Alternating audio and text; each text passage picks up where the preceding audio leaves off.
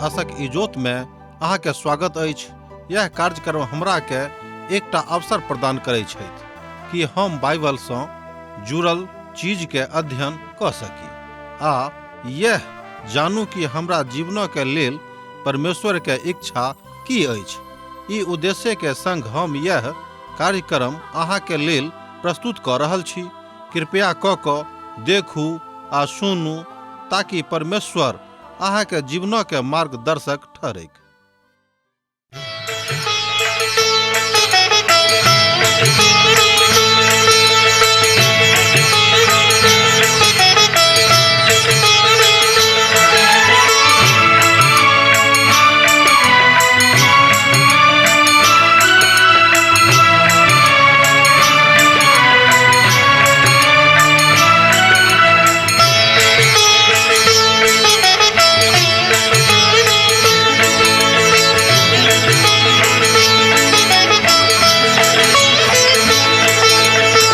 हे परमेश्वर, हे यीशु राजा, विनती हमर स्वीकार करू।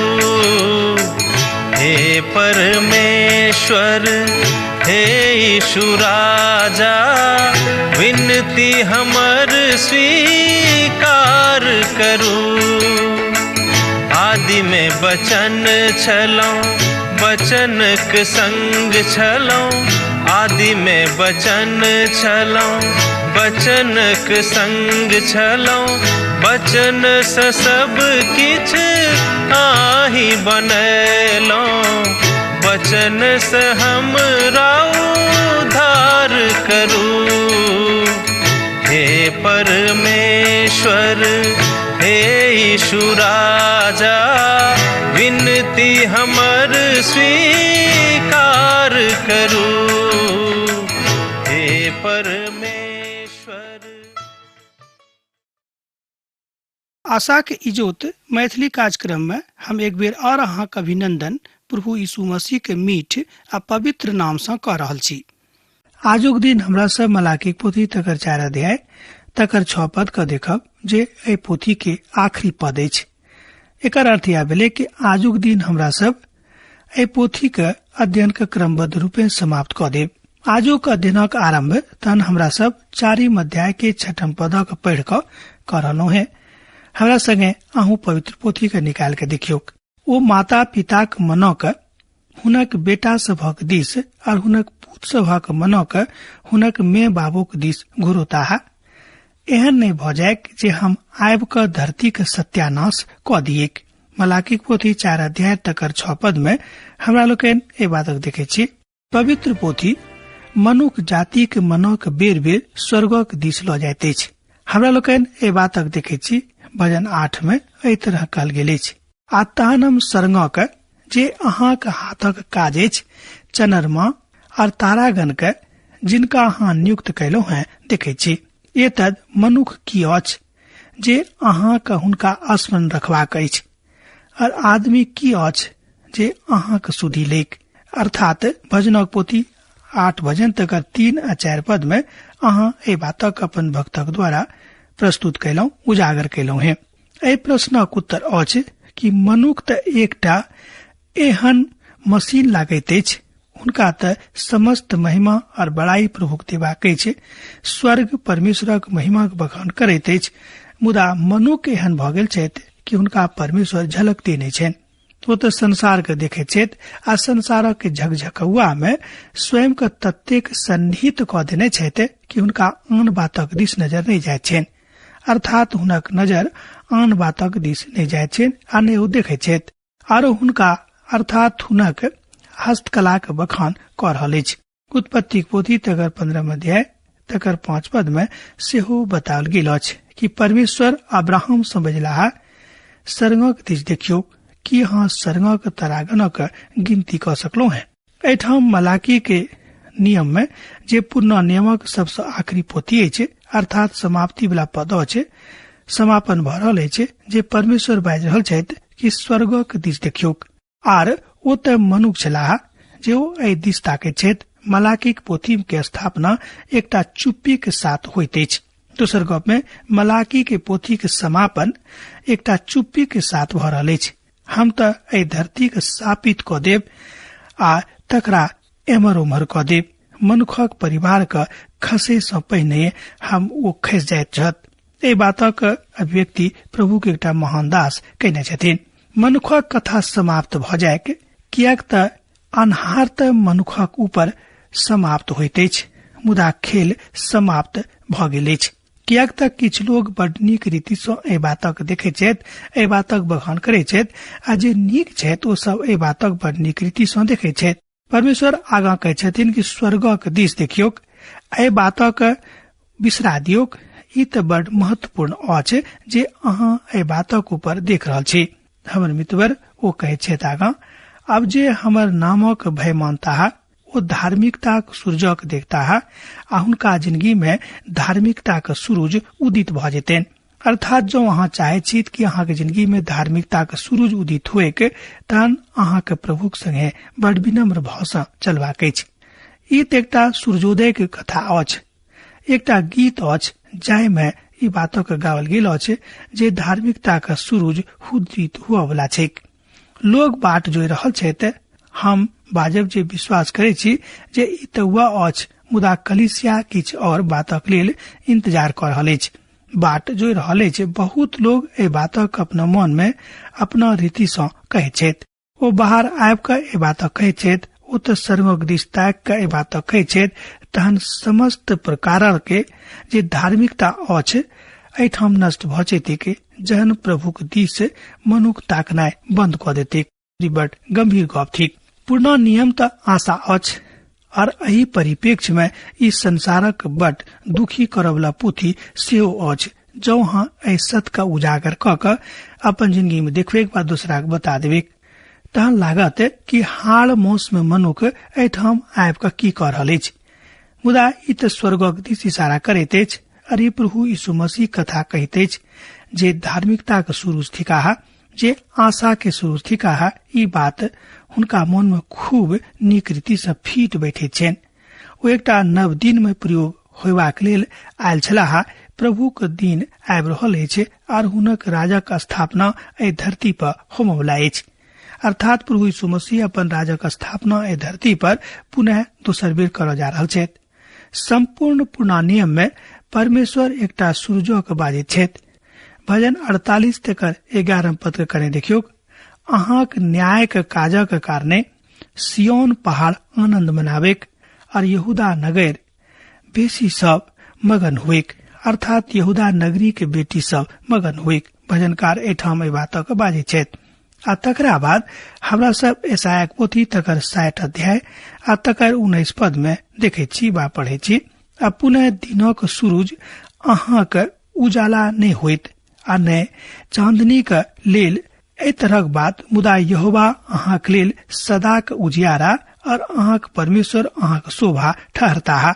यशायाक पोथी 60 अध्याय तकर 19 पद एहि बातक कहैत अछि। वह की अद्भुत तस्वीरक ठाम हमरा सबक सम्मुख में राखल गेल अछि जे पुरना नियम में बड़ नीक रीति सँ पावल जाइत अछि।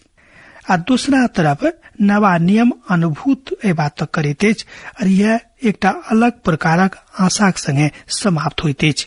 हमरा सब पुनः एहि पद के दोहरिया सकैत छी, बा हमरा एहि पदक पुनः एक बेर आर दोहरियाब दिअ।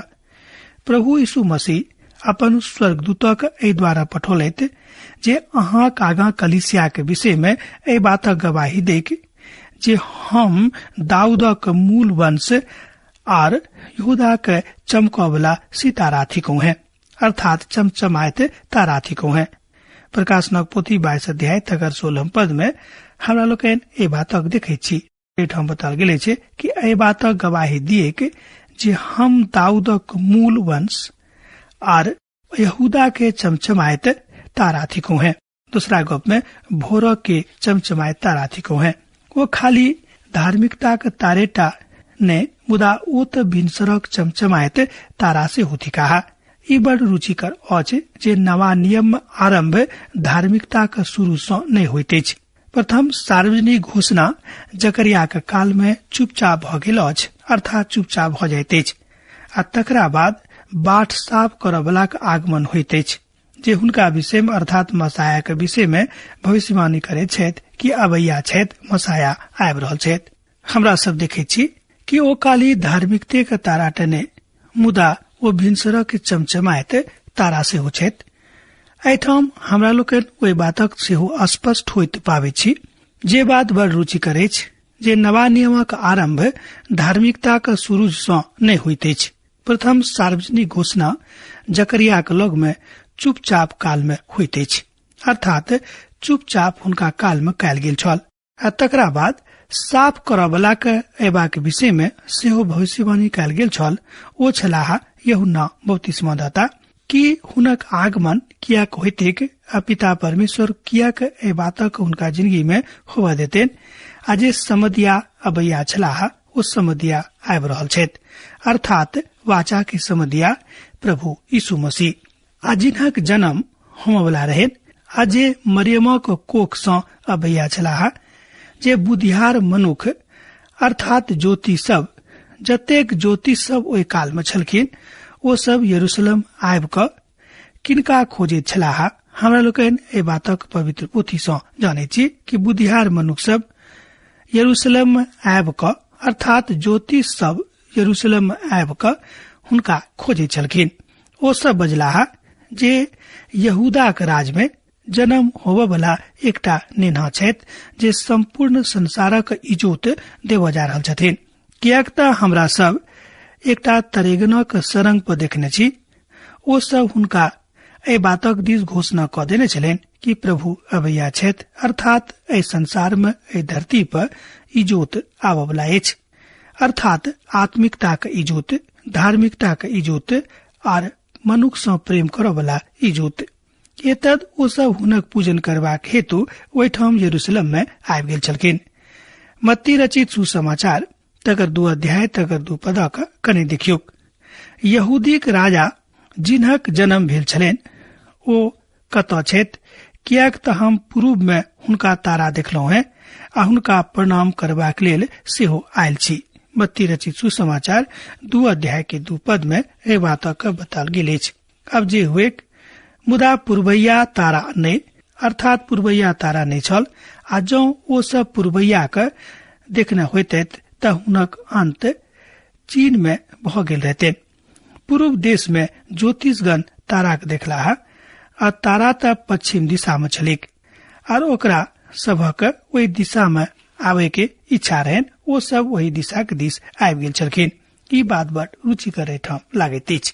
सूरज पूर्व सँ आबैत छथि, मुदा ई तारा तऽ पश्चिम सँ कियाक नहि छलाह, अर्थात पश्चिम में नहि छलाह। एहिठाम अब सवाल अछि जे कोनाक ज्योतिष सब मसीह के आगमनक तारा के जोड़ क देखैत छथि। दोसर गप में अब कोनाक ज्योतिष सब मसीह के आगमन के तारा सँ जोड़ क देखैत छथि। अहाँ गिनती के पोथी में जाकर एहि बातक देख सकलहुं हैं, कियाक एहि बातक गिनगुत के ज्योतिष सब देखलथि। बालाम जे हित्ती सभा के भविष्यवक्ता एहि भविष्यवाणी के करैत छथि, ओ पूर्व देश में मोआब में छलाह। ओ एहि भविष्यवाणी के केने रहथि। अहाँ देख सकैत छी गिनती के पोथी तकर 24 अध्याय आ तकर 17 पद में। हम हुनका देखबेन सही, मुदा अखन ने हुनका निहारबेन त ने, मुदा नजीक भ क ने। याकूब में से एकटा तारा उदित होइत, और इस्राएल में से एकटा राजदंड उठता, जे ओ मुआब के सीमानक चूर क देतेक और समस्त दंगा करऽ वाला के खसा देतेक। गिनती पोथी 24 अध्याय तकर 17 पद एहि बातक बताबैत अछि। सर्वदा तारा त मुख बात सँ लहरता, तारा के शुरू सँ अलग बुझल जाइत अछि। तारा प्रभु यीशु मसीह आबे के चिन्ह छथि। जेना कलिसिया के एहि दुनिया से बाहर ल जेतेक आ सूरज हुनक दोसर आगमनक चिन्ह अछि। एहि बातक हमरा लोकनि एहिठाम पवित्र पोथी में देखै छी। आ जहन ओ एहि धरती पर अपन राजक स्थापनार्थ औताह, वह यीशु धैर्यक औतेत, अर्थात वह यीशु धैर्य भ क औताह। प्रेरितक पोथी तकर 1 अध्याय आ तकर 11 पद का कने देखियौ। और हुनका से कहलिए, हे गलीलक पुरुष, अहाँ कियाक ठाढ़ भ क सरंगक दिस ताकि रहलहुं हैं। और यीशु जे अहाँ के बीच सँ स्वर्ग में उठावल गेल छथि। जाय रीति सँ अहाँ हुनका स्वर्ग जायत देखलहुं हैं, वही रीति सँ ओ पुनः औताहा। प्रेरितक पोथी 1 अध्याय तकर 11 पद। अर्थात जकरिया कहै छथि जे हुनक चरण जैतून पहाड़ का स्पर्श करतेक। जकरिया पोथी तकर 14 अध्याय तकर 4 पद ए बात कहैत अछि। तारा तऽ हुनक प्रथम आगमनक चिन्ह छनि, जे अपन कलिसिया के धरती पर सँ लऽ जयबाक लेल, अर्थात कलिसिया का स्थापना करबा से पूर्व एहि धरती पर आयल छलखिन। मुदा हुनक दोसर आगमन एहि कलिसिया के धरती पर सँ लऽ जयबाक लेल होइतिक। मुदा ओ धरती पर तऽ आयल नहि छथि। आ जहन ओ पूर्व काल में पहिने आयल छलाह, प्रभु यीशु मसीह के संपूर्ण उद्देश्य तारा के साफ संलग्न रहन। प्रभु यीशु मसीह के संपूर्ण उद्देश्य तारा के साथ संलग्न रहन, धर्मक सूरजक संगे नहीं रहन। हुनक जन्मक ऊपर जोर नहीं देवल गेल अछि, मुदा जोर तऽ हुनक मृत्युक ऊपर देवल गेल अछि। ई बड़ रुचिकर अछि जे ओ कहियो नहीं बजलाहा जे हुनक जन्मक याद करियोक, मुदा हुनक मृत्युक स्मरण करबाक ऊपर विशेष जोर देवल गेल अछि। मुदा से ओ कहियो के नहीं बजलाहा जे हुनक मृत्युक याद करियोक। एहि तद हमरा लोकनि जहन प्रभु भोजक आयोजन कयलहुं हैं बा करे छी, जहन शब्दक पावनि मनाबे छी, बड़ बढ़िया पबनी के इंतजाम केने छलहुं हैं। आर ओ बजलाहा लुका रचित सुसमाचार तकर 22 अध्याय के पद 15 में अहाँ ए बातक देख सकै छी। जो अहाँ लग पवित्र बाइबिल अछि तऽ हमरा संगे देखियौ लुका रचित सुसमाचार तकर 22 अध्याय आ तकर 15 पद। आरो हुनका सँ कहलनि, हमर बड़ ललसा छल जे दुख में अर्थात दुख भोगनाय सँ पूर्व ई फसह पबनी अहाँक संगे खाऊ। प्रभु यीशु मसीह अपन शिष्य सबके अपन इच्छा के कहलनि। लुका रचित सुसमाचार तकर 16 अध्याय में हमरा लोकनि ई बातक देखे छी। तकरा बाद 22 अध्याय के 15 पद में सेहो देखे छी। आ पुनः ओ रोटी लेलनि आ धन्यवाद क के तोड़लनि आर हुनका ई कहे दिलनि कि हमर देही अछि जे अहाँक लेल देवल जाइत अछि। हमरा स्मरण करबाक लेल, हमरा याद करबाक लेल या करैत करू, अर्थात या करैत करब, अर्थात या करल करब। एहि बातक अहाँ देख सकै छी लुका रचित सुसमाचार 22 अध्याय के 19 पद में वचन कहैत अछि जे अहाँक और हमरा पापक उठेबाक लेल एहि धरती पर ओ आयल छलखिन। इब्रानियों पोथी 10 अध्याय तकर 7 पद एहि बातक कहैत अछि। एकटा छोट टा नेना द्वितीय विश्वयुद्धक काल में अपन पिताजी के संगे सड़क पर जा रहल छलाह। एकटा उदाहरण के हमरा लोकनि एहिठाम देखै छी। ओ ध्यान कयलाह जे खिड़की पर बहुते ब्लू रंग के तारा अछि, मुदा अब एकटा बाद समस्त ठाम सोनाक रंगक तारा टमटमाइत अछि, अर्थात टिमटिमा रहल अछि। कियाको अपन देशक लेल मुवाक लेल एकटा पुतक देलनि। ई तऽ आरंभ में छल। आ ओ जन्म एहि बातक खाली बताबैत अछि कि प्रभु यीशु मसीह जन्म एहि द्वारा भेलनि कि ओ अपन निज लोगक लेल, समस्त मनुष्य जातिक लेल अपन प्राण के न्यौछावर करैत। आ हमरा लोकनि जानै छी पवित्र शास्त्र बाइबल कहैत अछि कि ओ एहि बातक कऽ देलनि। मुदा साँझ के तारा ठीक ऊपर में झलक रहल छलिक आर ओ छोट टा नेना अपन पिता से कहलनि, देखियो पिताजी, परमेश्वर अपन पूत के दऽ देलनि। हाँ, परमेश्वर अपन पूत के दऽ देलनि आर तारा हुनके विषय में कहैत अछि। अब जे हुए, मुदा ओ छोट टा नेना एहि बातक अपन अनुभूति से बाजलनि। शायद पिता परमेश्वरक पवित्र आत्मा हुनका हृदय में काज केने होतेन। एतद परमेश्वरक महान दास उदाहरण के अहाँक लेल वा हमरा लेल एहिठाम देलनि। ई बात तऽ सत्य अछि जे निश्चित रूपेण दोसर विश्व युद्ध में किछु जीतल नहीं गेल छल। हमरा लोकनि जहन इतिहास के पढ़ैत छी तऽ हमरा लोकनि जानै छी कि युद्ध कयलाक बाद किछु जीतल नहीं जाइत अछि, आ ने औरो कोनो युद्ध में जे सब एहि काल में लड़ल गेल छल। हमरा सब विचार कयने छलहुं हैं जे संसारक ऊपर हमरा सब प्रजातंत्रक खेल बड़ सुरक्षित राखब।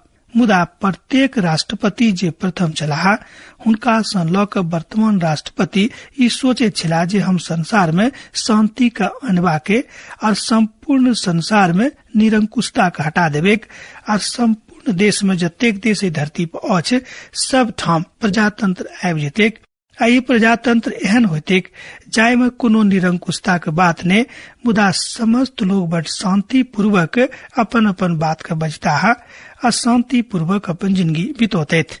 आ तकरा बाद युद्ध के अधीन जाय में बा युद्ध करबाक लेल कोनो देशक ई नहीं करबाक अछि। हमरा सब युद्ध जीत गेलौ हैं, बड़ बढ़िया, मुदा हमरा सब निश्चित रूपेण विजय के गमा देने छी।